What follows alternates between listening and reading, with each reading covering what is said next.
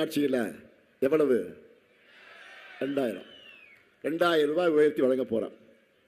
இதுக்கு பெயர் வைக்கும்போது நான் ரொம்ப பர்டிகுலராக இது உதவித்தொகை இல்லை, உரிமை தொகை என்று இந்த பெயரை செலக்ட் பண்ணேன். ஏன்னா பெண்களுடைய உழைப்பு இல்லாமல் இந்த உலகமே இல்லை. அதுவும் வீட்டில் நம்முடைய பெண்கள் உழைக்கிற உழைப்பு சாதாரண உழைப்பா? இதை பற்றி நான் சேலத்தில் கூட பேசினேன். நிறைய பெண்கள் எங்கள் மனசில் உள்ள பாரத்தையெல்லாம் குறைச்சிருச்சு என்று எனக்கு கமெண்ட் பண்ணியிருந்தாங்க, தகவல் கொடுத்துருந்தாங்க. சேலத்தில் நான் பேசினது 100க்கு 100 யதார்த்தமான உண்மை. பெண்களுடைய டெய்லி ரொட்டீன் சொல்லட்டா, எல்லாருக்கும் முன்ன நீங்கள் தான் காலையில் எழுந்திருக்கிறீங்க. வீட்டை பெருக்கி வாசலில் தண்ணி தெளித்து கோலம் போடணும், குளிச்சுட்டு எல்லாருக்கும் டீ காஃபி போடணும், குழந்தைகளை ஸ்கூலுக்கு ரெடி பண்ணணும், அவங்கள எழுப்புறத பெருந்தொல்லை. அடுத்து சமைக்கணும். சமைக்கிறத விட பெரிய பிரச்சனை என்ன சமைக்கணும்னு ஒவ்வொரு வேலையும் யோசிக்கிறது. அது பெரிய பிரச்சனை உங்களுக்கு. சரி, சமைச்சு முடித்ததும் பாத்திரம் சேர்ந்துடும், அதை அப்படியே விட மாட்டீங்க. அதை கழுவி கவுத்து காய வச்சாதான் பல பெண்களுக்கு நிம்மதியே.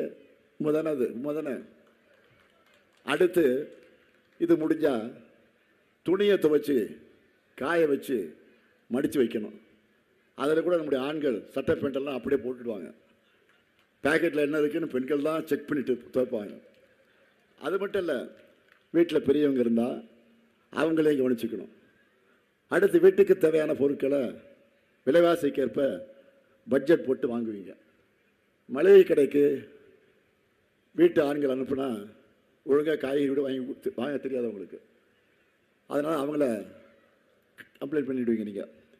இது போக மாவு அரைச்சி வைக்கணும், தண்ணி வந்தால் பிடிச்சி வைக்கணும், பிள்ளைங்களோட ஹோம்ஒர்க்கை பண்ண வைக்கணும். அப்பப்பா சொல்லி முடிக்க எனக்கு மூச்சு வாங்குது. அப்போ இதெல்லாம் எவ்வளோ கஷ்டம். இதெல்லாம் பண்ணிவிட்டு நிறைய பேர் வேலைக்கும் போகிறாங்க.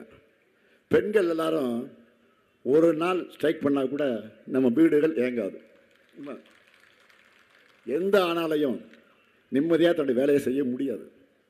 ஆனால் உங்கள் ஒய்ஃப் என்ன பண்ணுறாங்கன்னு கேட்டால் பல பேர் ரொம்ப சாதாரணமாக சொல்லுவாங்க, சும்மா தான் இருக்காங்கன்னு சொல்லிடுவாங்க, வீட்டில் சும்மா தான் இருக்காங்கன்னு சொல்லிடுவாங்க, இல்லை ஹவுஸ் ஒய்ஃப்னு சொல்லுவாங்க.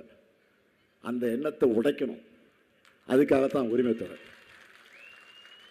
சில ஆண்கள் கூட கோபிச்சுக்கிட்டாங்க, தலைவரை நாங்கள் தான் கஷ்டப்படுறோம் அப்படின்னு சொன்னாங்க. உண்மைதான், நம்ம இருக்கலை. ஆனால் ஆண்கள் உழைச்சா அதுக்கு அங்கீகாரம் இருக்குது.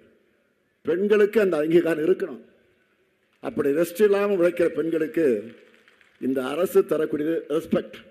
அதான் உரிமை தொகை. ரெஸ்ட் இல்லாமல்